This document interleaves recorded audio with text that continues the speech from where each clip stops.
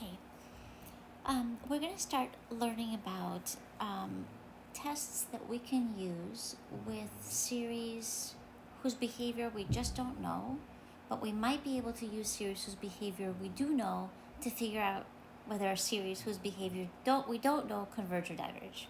I don't know if that made sense, but I'm going to show you. So the things to keep in mind that we know so far. So we know the following. At this point, if you've been kind of following the videos, we know geometric series. These series have the following form: some initial term, common ratio, n minus 1, let's say from n equals 1 to infinity. And these converge whenever the common ratio is less than 1 in absolute value, right? Or r is between -1 and 1. And we know we actually can find the sum that they converge to. That's a over 1 minus r. We know that telescoping series can converge. These are the ones where a lot of the middle terms, collapse. So we know what those look like. They usually look like a difference of two rational functions. These don't come up very much. We've learned about the nth term test for divergence. That tells us that if the limit of the nth term is not 0, then the series will diverge.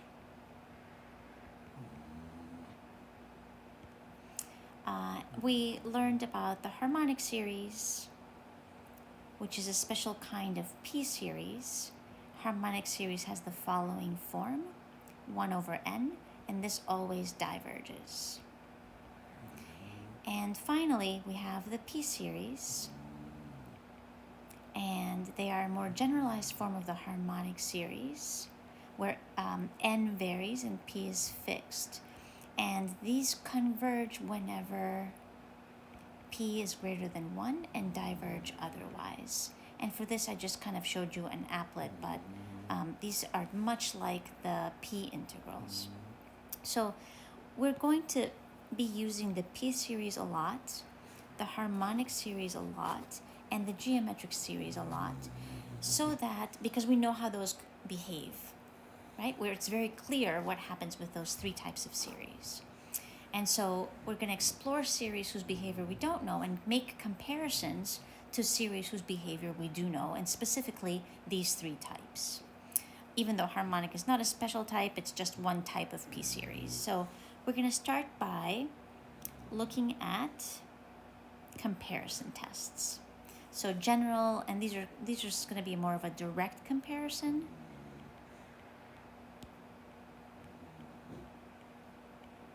So this is the direct comparison test.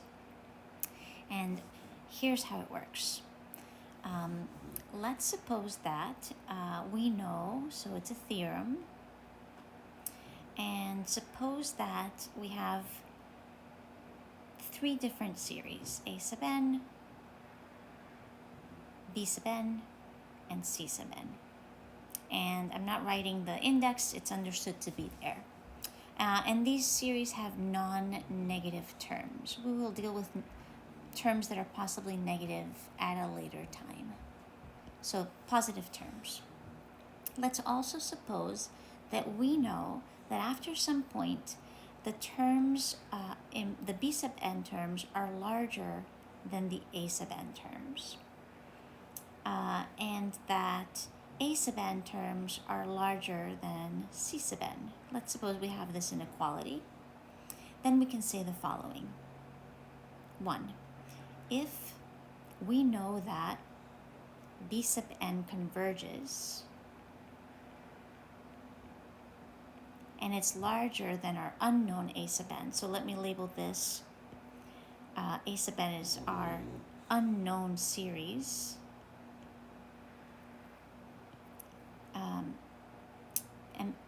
and B, when the b sub n converges, then a sub n will also converge. So if the series whose terms are larger converges, then the series whose terms are smaller will also converge. 2, if we know that C sub n diverges, so the one that's smaller diverges, then our unknown one will also diverge.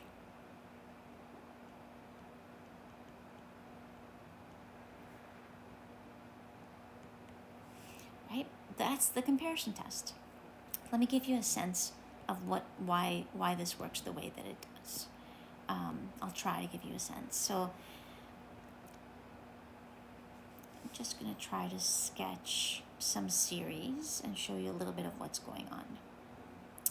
Oh, okay. So let's imagine that the blue one is our unknown A sub n, and its terms are smaller than B sub n, and B sub n converges. So I'm going to make B sub n in red, and here are the nth partial sums of B sub n, right? This is a new sequence, partial sums, and let's say B sub n is converging to some value S.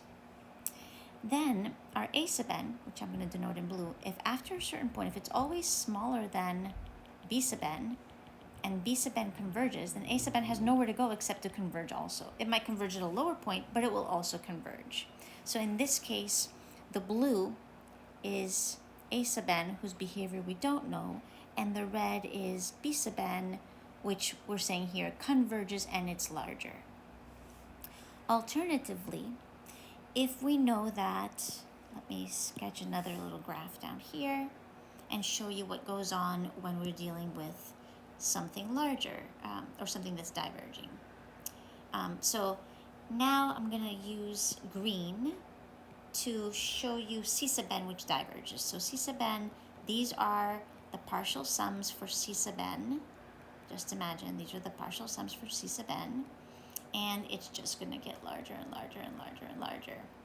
And our blue one, A sub n, well, after a certain point, A sub n is always bigger than C sub n. Well, it will never converge, right? These partial sums are going to have to keep getting larger.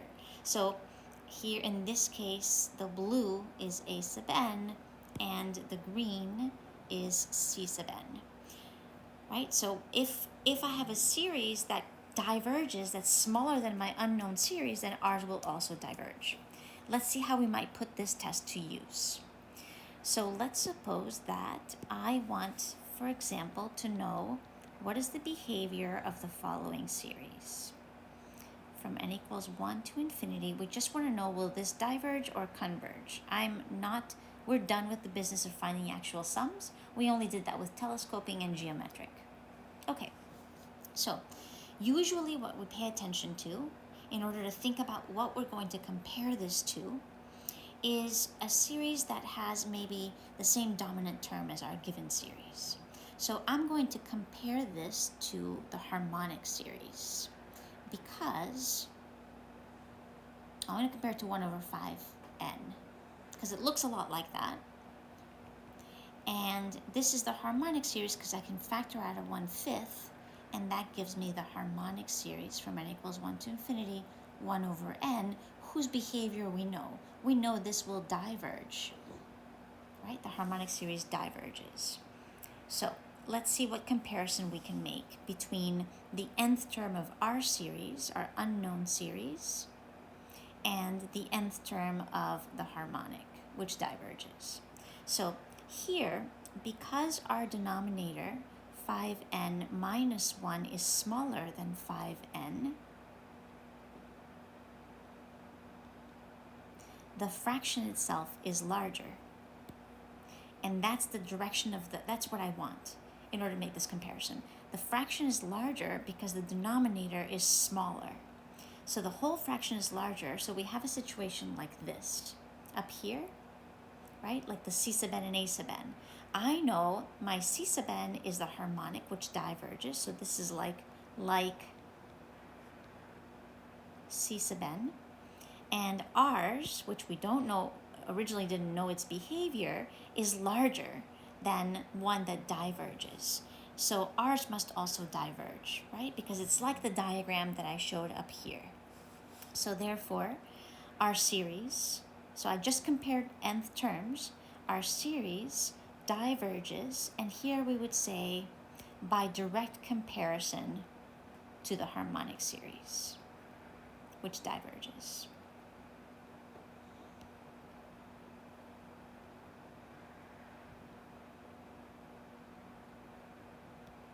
right? So this is a divergent series.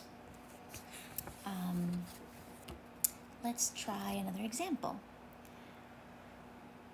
So let's suppose that we have an unknown series that looks as follows, from n equals 1 to infinity of 1 over n squared plus 1. So what I pay attention to is the highest power of the dominant term. And so a natural comparison to me here would be 1 over n squared. Strip it of everything else and keep the dominant term, because we know the behavior of this series. This is a p series. P is equal to 2. P series converge when p is greater than 1. And so this is a convergent p series.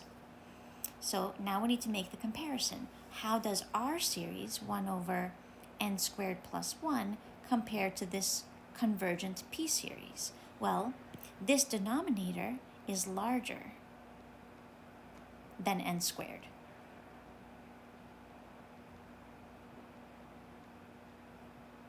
Because we're adding 1. So the whole fraction must be smaller. So I have a smaller, my series has smaller terms than one that I know converges. So therefore, by direct comparison, our series also converges. Right? Our series will also converge. This is direct comparison to a convergent p series. Since mine has terms that are smaller than a series that converges, our series will also converge. And so here's the key. Find a benchmark series. Let me write this down. Find a benchmark series. We usually draw here from geometric series or p series. So find a benchmark series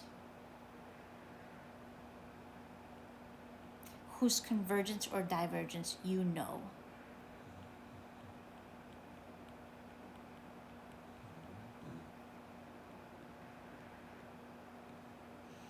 Then if you want to show convergence,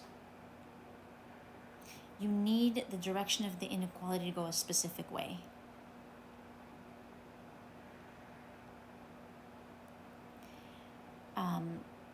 Each term of our series, each term of the series you're testing,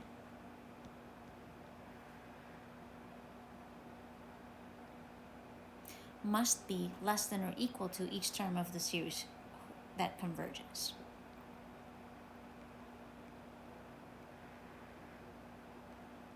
Each corresponding terms of the convergent series. Corresponding term of the convergent series. If you can't find that, this is the wrong test, right? You might not be able to find a series that where you can make this comparison. 2, because we have other tests we can try. If you want to show divergence, you need to compare the unknown series, divergence, find a series you know diverges,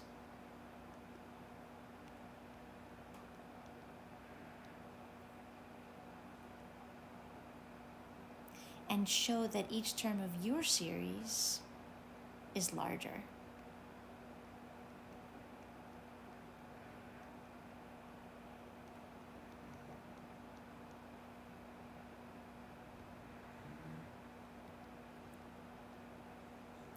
Greater than the corresponding terms of the benchmark series. Then that's the idea behind comparison tests.